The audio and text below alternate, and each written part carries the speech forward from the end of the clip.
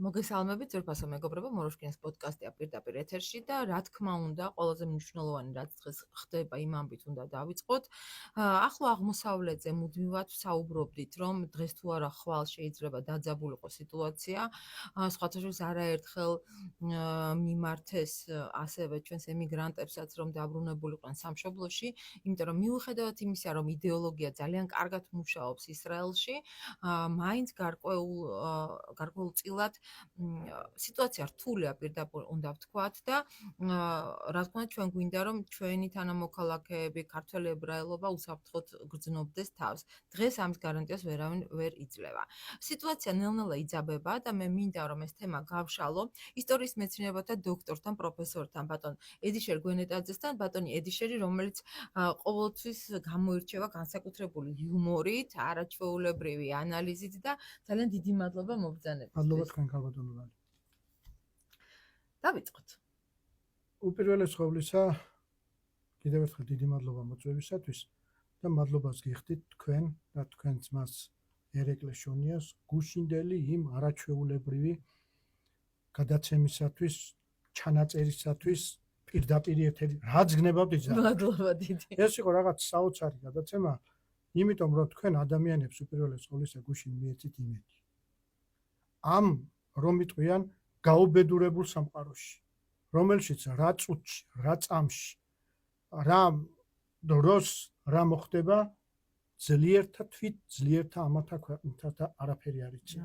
და ამ დროს გამობრძანდით თქვენ და ისაუბრეთ თქვენ ძმასთან ერთად იმ სიტყვოთი, იმ სიყვარულით, იმ მეგობრობით, იმ ადამიანობის სიყვარულით, ადამიანობისადმი სიყვარულით, რომლითაც გაჟღენთეთ მთელი საქართველო და დიდი მადლობა ყველივე. მადლობა. ძალიან დიდი მადლობა და ამის საფუძველს იძლევა ჩვენი მთავრობა, რომლებმაც მართლა ბეწვის ხიდზე გაგვატარეს, მართლაც რომ საუკეთესო გამოსავალი იპოვეს, რომ ჩვენი ქვეყანა გადარჩენილიყო, სხვა შემთხვევაში ვიღაცები, რომლებიც ქიდიკობდნენ ქუჩაში მდგომი ელემენტები და მე მინდა ვისაუბროთ დღეს თქვენთან ერთად შიდა და გარე მტრებზე და სამწუხაროდ ჩვენ ვხედავთ ამ მტრულ ურთიერთობას. მოდით თქვენი აზრი მაინტერესებს, როგორ განვითარდება სიტუაცია ირანთან მიმართებაში, იმიტომ რომ ჩვენ ვიცით, რომ დღეს აი ზუსტად ამ მომენტში წყდება საბოლოო ჯამში ამ ჰორმუზის სრუტე, დაიხურება თუ არ დაიხურება და თუ დაიხურება, ჩვენ ვიცით, რომ ნახევარ მსოფლიოზე მეტი აღმოჩნდება ეკონომიკურ კოლაფსში. ქალბატონო, საქმე რაში მდგომარეობს, იცით, ეს მზადდებოდა დღეებისა და წლების განმავლობაში. იმიტომ რომ ჩვენ გვახსოვს როგორი ეკონომიკური კრიზისი ჩამოვარდა მთელი მსოფლიოს მასშტაბით და სამწუხაროდ აი ეს ეკონომიკური კრიზისმა პირველად ჩვენზე პოვა ასახვა და ეს იყო 2008 წლის აგვისტოს ომი. ჩვენს ზურგზე, ჩვენს კისერზე ჩვენ ვიყავით პირველები და ჩვენ შევყევით თავი იქ, სადაც ფაქტობრივად ინგრეოდა ეკონომიკა, ინგრეოდა იმდროინდელი მსოფლიო წესრიგი და გვეუბნებოდნენ თავს ნუ შეყობ, მაგრამ მან და მაინც იქ გავაკეთეთ და მივიღეთ ის, რაც მივიღეთ. და აბსოლუტურად გეთანხმებით, ეს არის უპირველეს ყოვლისა იმ ვაი ხელისუფლების დამსახურება, რომელი ვაი ხელისუფლებამ არა მარტო ეს უბედურება მოუტანა ქვეყანას, არამედ მრავალი უბედურება და მე ვიტყოდი, რომ ესეთი რამ, რომელიც ჩვენ 9 წლის მანძილზე გამოვცადეთ და რომელმაც ჩვენს საზოგადოებას საშინელი სტრესი მიაყენა, იშვიათობაა ფაქტობრივად საქართველოს ისტორიაში. სამაგერად ასე ეძახდნენ, რომ 116 სოფელი რა მოხდა ხა? ხების ხროვა დაიკარგაო, ხო, აი მართლაც რომ ეხლა რაც შეეხება ამ სიტუაციას, მე მაინც ვფიქრობ, რომ ყოველ შემთხვევისათვის ეს არ პოვებს ძალიან დიდ, არ უნდა პოვოს მან ძალიან დიდი გასაქანი. ვინაიდან მე ხშირად იუმორით იმის შესახებაც ვლაპარაკობ, რომ ყველა თქვენ ჩვენთანაც ბავშვობაში წაგვიკითხავს ალბათ დანიელ დეფოს მშვენიერი რომანი რობინზონ კრუზოს თავგადასავალი, ხო? და მასში ასეთი რამ არის მოთხრობილი, როდესაც გადავიდა კუნძულზე დანიელ დეფო, მას რობინზონ კრუზო, მას ჰქონდა უზარმაზარი რაოდენობის ფული, ქაღალდის ფული. რისთვის ხმარობდაო? ტუალეტში რო წასულიყო რა. მე რატო ვლაპარაკობ ახლა? რა უნდათ იმ მილიარდერებს და იმ სამხედრო სამრეწველო კომპლექსის წარმომადგენლებს, რომელთა გაჩაღებულია ეს ამბები, რომელიც მიმდინარეობს, ის სიმდიდრე, რომელიც თუ მათ ვერ გამოიყენეს. და ჩვენთან რო წარმოუდგენიათ და ზოგიერთები და არიან სოფლიოში ასეთი ტვინამოცლილი ხალხი, რომლებიც ყიჟინობენ, რომ იქ დაარტყეს და ის გაანადგურეს ატომო თუნდაც ერთი ბავშვი რო ხალბატონო ლალი ის კი არა რამნახეთ იცი აი სოციალურ ქსელებშია დადებული ასეთი რამ ის თვითმფრინავი რომლითაც ამერიკელებმა განახორციელეს ეს ქალებს აქვს ეს სიამაყე ხო ნუ ეს წარმოუდგენელია დედობის ინსტინქტიც გამოცვლილი აქვს როგორ შეიძლება შენ მოგწონდეს რაღაცა გამანადგურებელი რომელიც კაც კლავს მორჭა ხო ეხლა შედარება რა მინდა გიცი გავაკეთოთ 30-იან წლებში როდესაც დასახვრეტად ხალხი მიყავდათ არ მინდა წერლის სახელი და გვარი დავასახელო რომელმაც იმ დასახვრეტ მანქანას უძღვნა ლექსის ტრიქონები სიამაყის სახოთბო ლექსის ტრიქონები რომელ მანქანასაც ავტომანქანასაც გადაყავდა დასახვრეტად გამზადებული ხალხი რა განსხვავება მითხარი იმათსა და არაფერ ეს არის თვითლიკვიდაციის პროგრამა აქვს ჩართული და ყველაფერს აი ასე ხედავენ. ეხლა მე მინდა ერთი მოსაზრება გითხრათ, რომელიც ძალიან მომეჩვენა, რომ საინტერესოა. უყურეთ, რომ დონალდ ტრამპი საკმაოდ არის დამოკიდებული იმ მდიდარ ებრაულ ოჯახებზე, რომლებიც მართავენ მთელ მსოფლიოს, ხო? და საკმაოდ შეყვა მათ შეთამაშებაში, იგივე ისრაელთან მიმართებაშია, ხო, ესეთი განსაკუთრებული ურთიერთობა უნდა ვთქვათ. და მას არაფრით არ აწყობს დაძაბვა აი ესეთ დიდ მუსლიმანურ სამყაროსთანაც, იმიტომ რომ მრავლად ყავს იქაც ხო მუსლიმები. და ის რაც ახლა მოხდა, და არა მარტო მუსლიმები. ხო, რეალურად დაბომბვა იყო პრაქტიკულად ფასადური, რეალურად მან არაერთი სიგნალი გაუგზავნა ირანელებს, რომ მათ გადაენახათ ის თავისი ბირთვული იარაღი და ეს ყველაფერი ფასადური უფრო არის. უყურეთ, ნეთანიაჰუ, რომელიც გამოდის და ამბობს, რომ ძალიან ემადლიერება ტრამპს, ესეც არის ტრამპის მცდელობა ჩაითრიოს იმ ძალიან მძიმე თამაში, რომელიც შეიძლება სოფლიოს დაუჯდეს ძალიან ძვირად. მე ვფიქრობ, რაღაცა ლოგიკა ამაშიც არის, ხო? იმიტომ რომ არ შეიძლება ტრამპს უნდოდეს ახლა რეალურად ომი. თან თქვა, მე ეს ბოლო არისო, ახლა ვიწყებ შვიდობასო. საქმე რაში მდგომარეობს, ის იძულებული გახდა ამ სიტუაციაში ასე ემოქმედა, ვინაიდან მიიყვანეს ეს ამ სიტუაციამ. ჩვენ ვხედავთ, როგორი ძალიან ძლიერი ძალა არის ის ავადსახსენებელი გლობალური ომის პარტია თუ გნება დიპ სტატი რაც გნება ადამიანები ეს ჩვენი მოგონილი არ არის ჩემო ძვირფასო რადიო მსმენელებო ეს პირველად თქვა ეს სიტყვა ნუაით ეიზენჰაუერმა 1960 წელს როდესაც მიდიოდა ის პოლიტიკიდან და პოლიტიკაში შემოდიოდა ჯონ კენედი რომელიც მსხვერპლი გახდა სწორედ ამ ძალების მაშინ თქვა მან ასეთი როგორ გიც საპროგრამო სიტყვა რომელიც დღესაც აქტუალურია რომ ხელისუფლებაში მოდიან სამხედრო სამრეწველო კომპლექსების წარმომადგენლები რომელიც სამხედრო სამრეწველო კომპლექსების წარმომადგენლები განაგრძნობენ იმ პოლიტიკას რომელიც ადამიანებს სიზღვრელ ომებში ჩაითრევსო ესაა სხვა არაფერი არ არის და ზუსტად ანალოგიური ეხლა ვინმე სხვა არ გონია ხალბატონო ლალი რომ ჩვენ როდესაც ვსაუბრობთ ტრამპის შესახებ ტრამპი დამოუკიდებელი ფიგურაა. არა, არც ერთ შემთხვევისათვის ტრამპი არის იმ ძალების წინ წამოწეული ფიგურა, რომელიც ძალებს მის უკან დგანან. და ეს აშკარად ჩანს, როგორი დაპირისპირება არის თავად ამერიკის შეერთებულ შტატებში და არა მარტო ამერიკის შეერთებულ შტატებში. ნახეთ ევროპის კონტინენტზე რა ხდება. რა ძალები არის ტრამპის საწინააღმდეგო და ტრამპის მომხრეები ძალები. ეს არის ფაქტობრივად ვინ ვის აჯობებს. ზუსტად ეს ძალები არის და დღევანდელ დღეს ახლა არავინ არ იცის ამას ჭირდება დრო და ჟამი რომ გამოჟღავდეს შესაბამისი დოკუმენტები რა მაიძულა ტრამპი იმ ნაბიჯებზე წასულიყო და ტრამპის გარემოცვა ფაქტობრივად რომ ნაბიჯებზე წავიდნენ რომ განხორციელებულიყო ის ქმედებები რომელიც განხორციელებული იქნა მაგრამ კიდევ ერთხელ ვიმეორებ არავის არ ეგონოს რომ ირანში გასეირნება იოლი იქნება არა ვინაიდან ჯერ ერთი 85 მილიონია მე უზარმაზარი კულტურის ქვეყანაა ბოლოს და ბოლოს მაყურებელს შევახსენებ რა არიან ქართლი საიდან მოდის არიან ირანი არიანიდან მოდის ჩემო ბატონო ხო და ეს არის უზარმაზარი კულტურის მქონე ქვეყანა, სადაც სხვადასხვა კულტურების წარმომადგენლები არიან. მეორე ამბავი არის, ჯერჯერობით მსოფლიოს ისტორიაში არავის არ უნახავს, რომ მარტო საჰაერო დარტყმების შედეგად მოხდეს სადმე ოკუპაცია, სადაც ჯარისკაცის ფეხი არ დაიდგმება, იქ აი შენი ფაქტობრივად შენ საოკუპაციო რეჟიმს ვერ დაამყარებ და ძალიან ძნელია კიდე იქ ამდენი 79 წლის შემდეგ შახის რეჟიმი ჩამოგდებულია და ფაქტობრივად ეს არის ისლამური რესპუბლიკა და ამ ხალხს უცბად შეუცვალო შენ ცნობიერება გადააგდო ხელისუფლებიდან, ვინცაა დღევანდელი რეჟიმის წარმომადგენლები და მოიყვანო ისა გადაგდებული შახის ვაჟიშვილი, ეცა უძნელესზე უძნელესი ამბავია. დაახლოებით აი ასეთი ვარიანტი გათამაშდა სირიაში და ახლა უკვე ჩვენ შეგვიძლია ვილაპარაკოთ, რომ ეს სირია ვიღაცას რო გონია, რომ რუსეთს ესე ააცალეს, პირიქით რუსეთმა დათმო და ორჯერ მეც იგებს. ახლა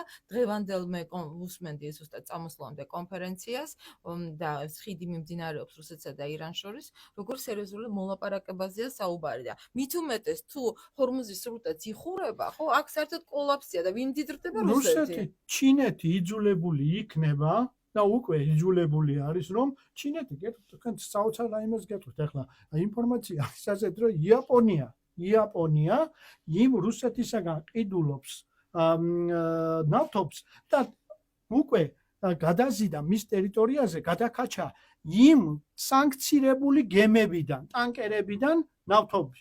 ხო, რა თქმა უნდა, იმიტომ რომ არავის არ ჭირდება არეულობა თავის ქვეყანაში, ხო? ეს გამოიწვევს ძალიან გაუთვალისწინებელ შედეგებს სოფლიო ეკონომიკაში. თქვენ შესავალშივებთ ჩვენი ბრალთა ბრძანეთ იმის შესახებ, რომ ეს გამოიწვევს ფასების რაღაც საოცრად ზემოთ აწევას და ეს იმიტომ რომ ყველაფერი დამოკიდებული არის, როგორც ჩვენ ვიცით დღევანდელ დღეს, სწორედ ნავთობზე და ნავთობპროდუქტებზე. ენერგეტიკაზე და ასე შემდეგ, რომელიც არის სოფლიოს იმ კუთხეში თამოყრილი, რომელსაც ქვია ახლო აღმოსავლეთი და ახლო აღმოსავლეთი ძალიან ფეთქებად საშიში რეგიონია. მე მაყურებელს შევახსენებდი ერთ რაიმეს, ახლა ჩვენ ყავდა გენიალური მოაზროვნე, რომელმაც ფაქტობრივად დაარსა ისრაელის სახელმწიფო. მე მგონი მაყურებელი მიმეფება ვიზია ლაპარაკი და როდესაც მოლოტოვი შევიდა მასთან უკვე გაერის ისიც საინტერესო ამბები არის. მწვენელმა არ იცოდეს სტალინზე მაქვს ლაპარაკი და როდესაც შევიდა მოლოტოვი და უთხრა რომ გადაწყდა გაეროშიო ისრაელის სახელმწიფოს დაარსების საკითხიო, აი გენიოსი რატო იყო? იმიტომ ასეთი ფრაზა აქვს მას ნათქვამი: ამიერიდან სულ მუდამ გვექნება სადგისი არაბების უკანალზე და რომელიც აქ სიტუაციას არც როცა დავჭირდება ააყვირებს და როცა დავჭირდება დააყვირებსო. აი ზუსტად ანალოგიური სიტუაციაა, როგორი ხედვები ჰქონდათ, მაგრამ მეორე ამბავი მინდა ქალბატონო ლალი გითხრათ, პოლიტიკოსებისგან დაიშიტა სოფლიო. არა დღეს პოლიტიკოსები, არა. დღეს შეიძლება ითქვას, მე ლაპარაკობ, რომ მართალია კიდევ ერთხელ ვაფიქსირებ, რომ ჩვენი ქვეყნის ოკუპანტია და ოკუპირებულია ჩვენი ქვეყნის 20% პუტინს, მაგრამ პუტინისა და სინძიპინის ტოლი დღევანდელ დღეს თანმიმდევრული რაც თავარია. პუტინი თანმიმდევრულია, სინძიპინი თანმიმდევრულია და გაგახსენებთ ტრამპის სიტყვებს. ბაიდენის დროს ასეთი ინტერვიუ მისცა, რომ ბაიდენიო ისეთ სულელია, რომ ირანშიც გააჩაღებს ომს, ანუ ამერიკის პრეზიდენტი, რომელიც ირანში ომს გააჩაღებს, ის იქნება უკიდურესად სულელი და აი და მივიღეთ რაც მივიღეთ. სხვათაშორის მე ხარ როგორც პიარ ტექნოლოგი სიმბოლიკას ვაკვირდები ხოლმე და აი როდესაც მელანია მიუხედავად თავისი სილამაზისა და აი რაღაცა დიდებულებისა მობძანდა ინაუგურაციაზე ესეთ კოლონიალურ სტილში ჩაცმული და თვალები არ უჩანდა კუდიდან, მაშინ ვთქვი, რომ დგება ის პერიოდი, როდესაც ამერიკას მოუწევს ესეთ ნაბიჯების გადადგმა, სადაც ჯობდა თვალებს ერთად ახუჭული ჰქონდეს და ძალიან კარგი შედარება. სამწუხაროა, ხო, ეს არის სიმბოლიკა, მათაც უყვარს სხვათაშორის Deep State იყენებს ხოლმე, მე შეგახსენებთ რა ფილმი გადააღებინეს უკრაინას, ხო? მის ზელენსკის როლი, როდესაც პრეზიდენტის როლს ასრულებს და შემდეგ სლუგან აროდა. ხო, ხალხის მსახური და ზუსტად ზედმიწევნით შეასრულეთ, რაც ამ ფილმში იყო, ხო?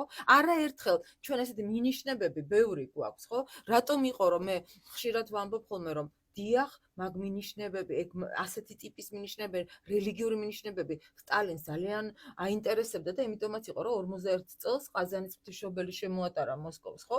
მაშინ როდესაც არსებობდა სხვა ძალა, ჰიტლერი, რომელიც ეძებდა შამბალას და რომელიც კავკასიაზეც გადმოვიდა და ედელვაისის ცნობილი ექსპედიცია, ხო? ამიტომ ასეთი მარტივი არ არის მსოფლიო, როგორც უნდათ რომ დაგვანახონ, ხო? რა მოხდა ერთმა მეორეს ესრულა. ეხლა კიდე მეორე ეს არის სიტუაცია. წარმოიდგინეთ, დავხედოთ რუკას და ირანის გვერდზე როგორი ქვეყნებია, მდიდარი არაბული ქვეყნები.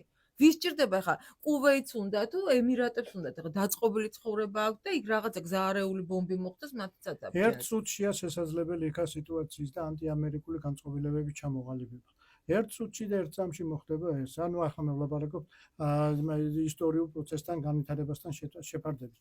ამიტომ მაინც დარწმუნებული ვარ იმაში, რომ არსებობს გარკვეული ძალები ამერიკის შეერთებულ შტატებში და სოფლიოშიც, რომლებსაც გონიერება აქვთ, გონივრულად მსჯელობენ და გონივრულად გადაწყვეტენ ამ საკითხებს. რა იქნება ამის გონივრულად გადაწყვეტა?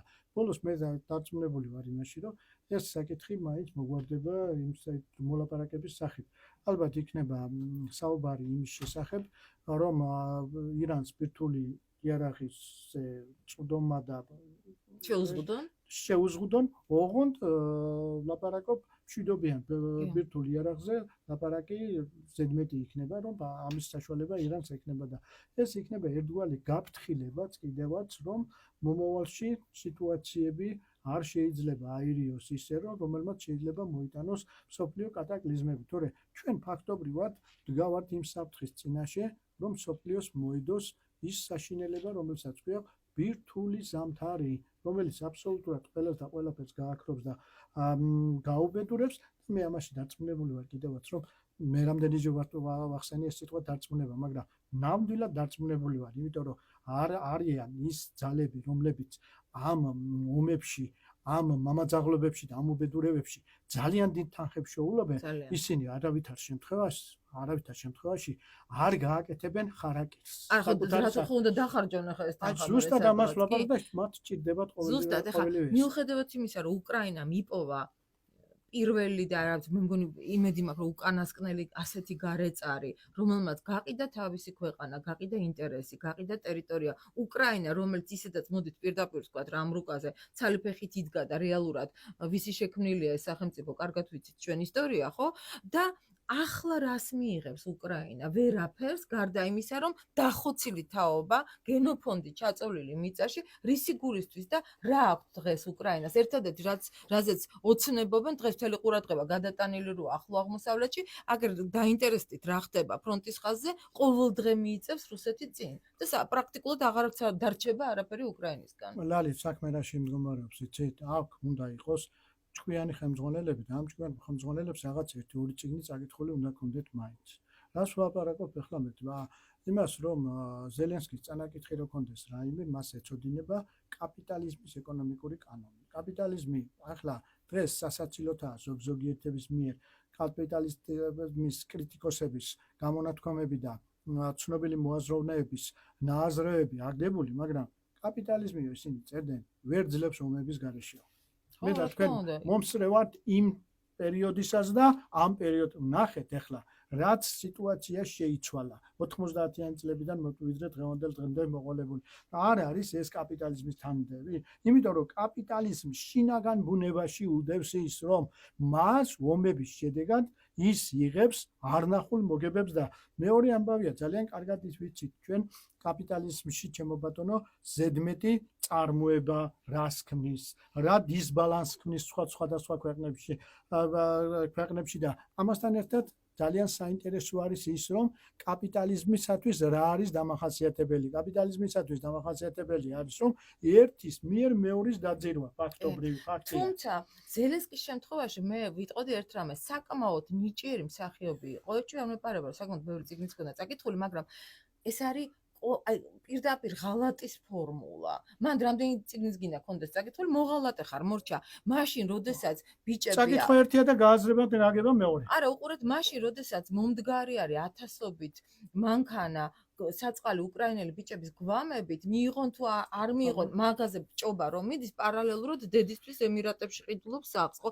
ანუ ამაზე საერთოდ საუბარი ზედმეტია, მე კიდევ ერთხელ ვამბობ, რომ არა, აი ასეთი თანმიმდევრული პოლიტიკა, რომელიც ჩვენ მთავრობას აქვს და ჩვენ თუნდაც რაღაცა ნაწილობრივად ჩართული რომ ყოფილიყავით ამ ომში და უბედურებაში, დღეს ვიქნებოდით სრულიად განადგურებული, კაცი არ მოგვიკითხავდა, იმიტომ რომ აგერ ახლო აღმოსავლეთის პრობლემები დაეწია მსოფლიოს, ხო? მე უბრალოდ მინდა გასაგებია თქვენი აზრით ძალიან მნიშვნელოვანი იყო ამასთან დაკავშირებით სად წავა მეც გეთანხმებით რომ ეხლა ტრამპს ჭირდება სახის შენარჩუნება აუცილებლად ჩინეთი და რუსეთი ერთ თამაშს თამაშობენ უკვე გადალაგება მოხდა მსოფლიოსი ჩვენ თავარია რომ ამ მსოფლიოს დიდ რუკაზე უბრალოდ ტერიტორია არ ვიყოთ და გამტარი არამედ ქვეყანა საქართველო ვიყოთ რომელიც ჩვენი ინტერესების დაცვით გავატარებთ იმ დიდ ბრუნვას რომელიც უნდა იყოს ჩვენ ტერიტორიაზე და მეცაც გეტყვით სავარაუდოდ ნამდვილად ეკონომიკური ჰაბი ვიქნებით და ალბათ როგორც მეორე მსოფლიო ომის დროს შვეიცარიამ იკისრა ამ ფინანსური ჰაბის როლი ანალოგიური ჰაბი იქნება კავკასიის საქართველო და ალბათ იმიტომაც გვებწვის ამდენი.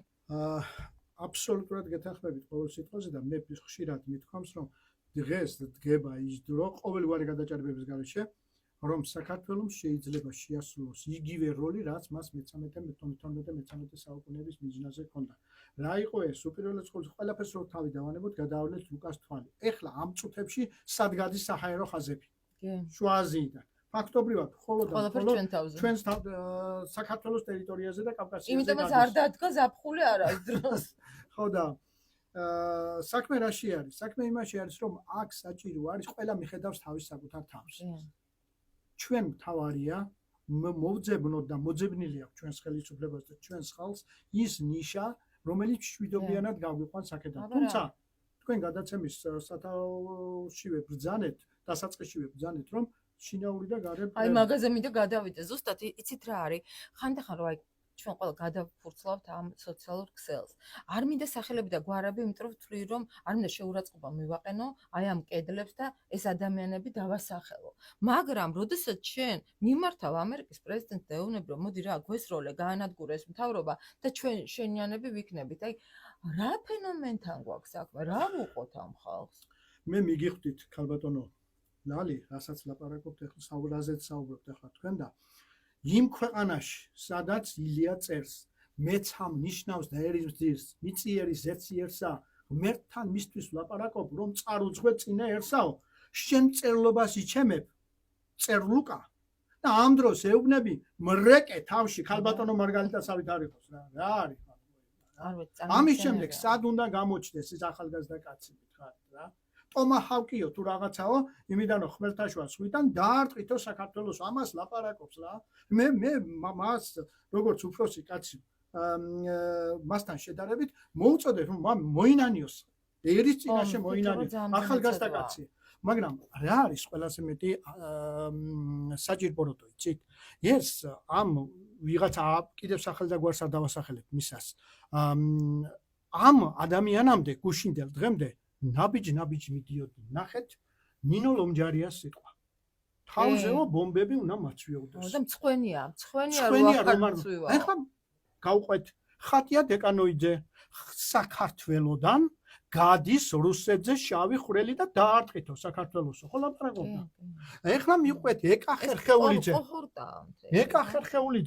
ეკა ხერხეულიძე მაშინდელი დეპუტატი ასეთ რაიმეს ლაპარაკობდა საქართველოს გავლითო მოდიან თვითმფრინავები და იბომბება უკრაინაო. ეხლა ეს აიყო როგორ გითხრათ იცით ალბათ თვითონა ასეთი გამოსულელებული რომ რუკა ნახული არ აქვს ცხოვრებაში. არა მე კიდევ ერთხელ ვამბობ შეიძლება საკმაოდ თავის სფეროში განათლებული ხალხი იყოს, უბრალოდ არის ღალატის ფორმულა, რომელიც ერგება ამ ყველაფერს. იცით რა, როდესაც მე დავიწყე მუშაობა სასჯელ აღსრულების დეპარტამენტში და აი პირველი შეხება მქონდა იმ ყველაფერთან, რაც ხდებოდა იმ კოშმართან მართლა 2012 წელს, მაგრამ მე მახსოვს მაშინ სოზარ სუბარმა გითხრა, რომ ხო იცით, მთავარი პრინციპი რა არის სასჯელ აღსრულებაში მუშაობის, რომ ჯობია ერთი უდანაშაულო არ იყოს შიგნით, ხო?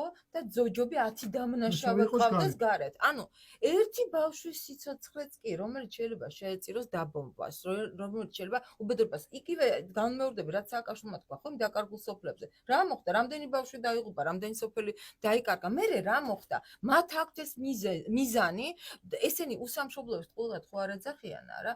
ის გაგება, სადაც კარგია, იქ არის ჩვენი სამშობლო. იქ სწავლენ. ანგარიშები აქვთ შევსებული და რატომაც არა. ნახეთ, სასწაული თქვა.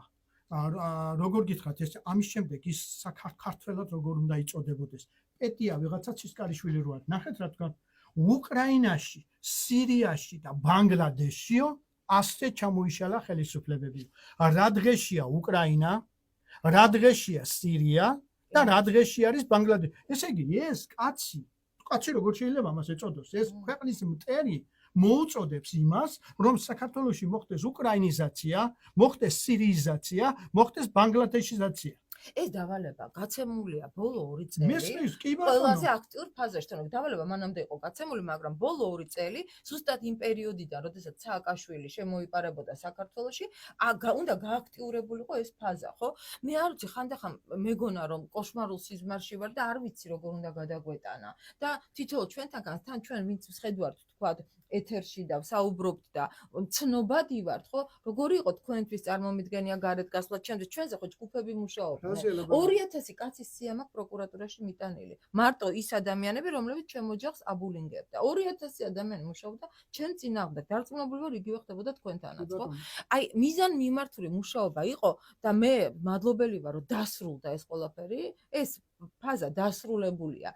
მე მომწონს სხვათა შორის რებრენდინგი ჩვენი მთავრობის. ძალიან მომწონს ის ახალი შემართება, რომლითაც არიან ყობახიძეც, მდინარაძეც, ჩვენი ახალი მინისტრები. ანუ მე ვფიქრობ, რომ ჩვენ არ ცხოვრობთ დახურულ სახელმწიფოში და დახურულ ქვეყანაში, სადაც რომ მოვა ადამიანი ერთი და მთელი ცხოვრება უნდა იყოს ერთ-ერთი ადგილას. მე ეს ყველაფერი მომწონს და მე ვფიქრობ, ძალიან სწორად მივდივარ და ამიტომაც ის კუდის მოქნევაც აღარ იქნება. ლალი რა შეესაქმე იცით, ნახეთ, აი ამ ხელისუფლების ყველაზე მეტი დიდი დამსახურება რაც არ უნდა იყოს ის, რომ 2022 წლის 24 თებერვლიდან დღევანდელ დღემდე კბილებით უჭირავთ ეს ქვეყანა. აბა ამას ჭირდება, მე ისტორიკოსი ვარ და ძალიან კარგად ვიცით, რომ გამოქვეყნდება ის დოკუმენტები, რა დოკუმენტებიც და რაზე იყო საუბარი, ამას წლები დაჭირდება. 1 3 4 5 6 კაცში რაზე იყო საუბარი, რა გადაიტანეს მათ. რა გადაიტანეს მათმა ოჯახებმა. ახლა ყოველგვარი პათეტიკურობის გარეშე ვლაპარაკობ ამას, რომ თქვენ ნახეთ რა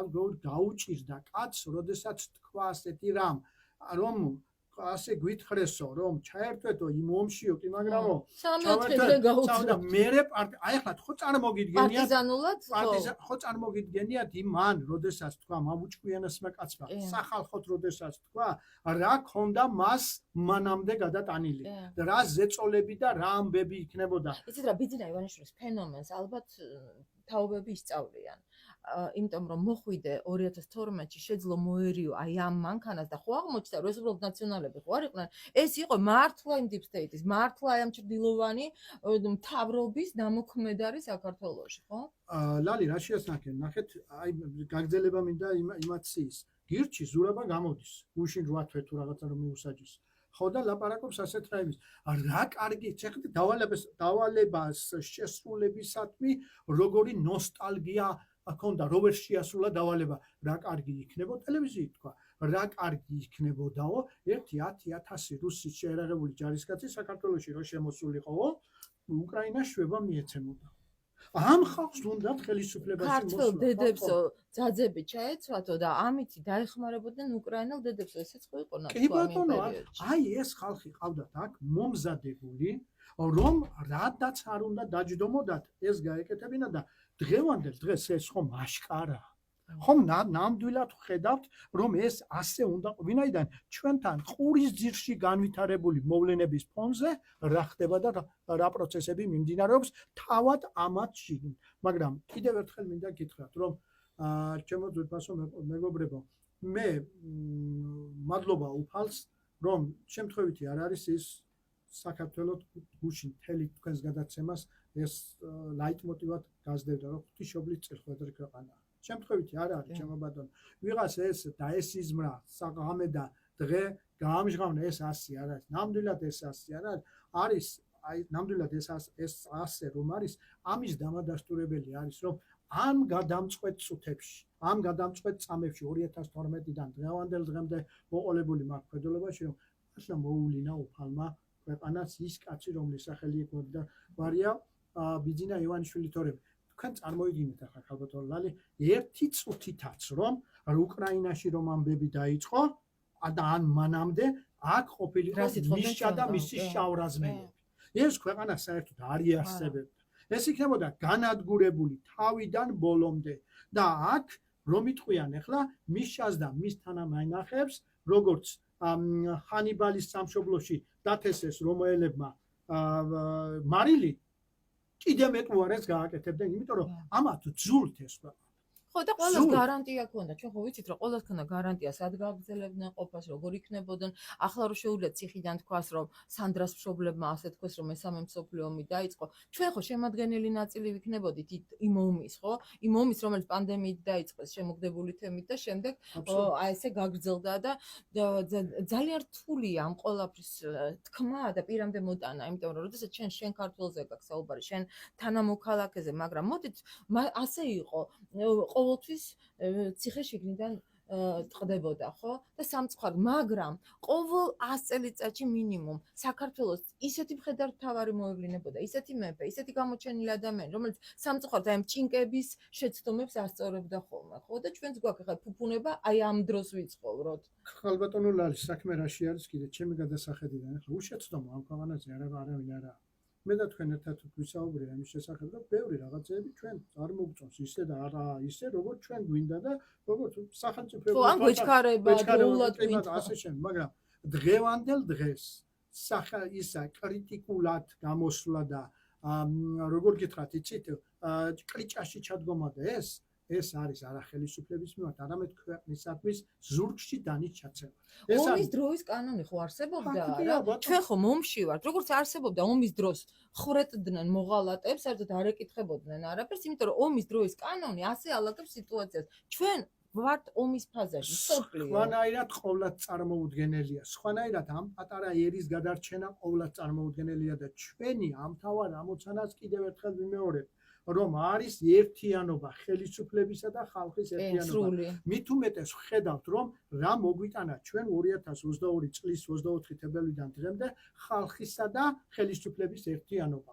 ხალხისა და ხელისუფლების ერთიანობა მოგვიტანა ის, რომ როდესაც გვრეკე თავშიო, როდესაც იძახდნენ, მართლა ნარეკი დარჩენ თავად პიროვნულად და ხალხი და ქვეყანა გამარჯვებული გამოვიდა. იმიტომ რომ 2008 წელი მაინც ძალიან ახლოს იყო ყველას ახსოვს, ხო, შეიძლება 90-იანები არ ახსოვდეს რაღაც თაობებს, მაგრამ 2008 წელი აგერ არის, აი გაუციებელი გვამები გვაქვს ჩვენ ჯერ კიდევ 2008 წლიდან და ამიტომ ხა რო წარმოიდგინეს რა შეიძლება მომხდარიყო და შემდეგ რო პამპერსები და წყალი რო გამოგვიგზავნეს, ამასაც კი არ გამოგვიგზავნიდნენ, მოხარული რომ ესე მოხდა. თქვენი პროგნოზი და დავასრულოთ ნელ-ნელა ყოველთვის მინდა რომ აქ მოგზანდეთ ხოლმე ვისაუბროთ, აი როგორ შეიძლება განვითარების სცენარი რა ექნება ამ ყველაფერს. ჩვენ ყველა უნდა ვეცადოთ, როგორც ახლა მივდივართ, ისე არც ერთ შემთხვევისათვის არც ერთის მხარე არ ვიყოთ. ჩვენ უნდა ვიყოთ ნეიტრალური მხარე. ჩვენ ყავს ჩვენი თავის შემოევლოთ ჩემო ბატონო ქართველ ებრაელებს, ჩვენ იგივე ჩვენი მეგობრები, ახლობლები და ჩვენი კარი ყოველთვის ღია. კი ბატონო, მათთვის და ჩვენ ყავს ჩვენი სისხლი და ხორცი ფერეიდანენ ქართველები.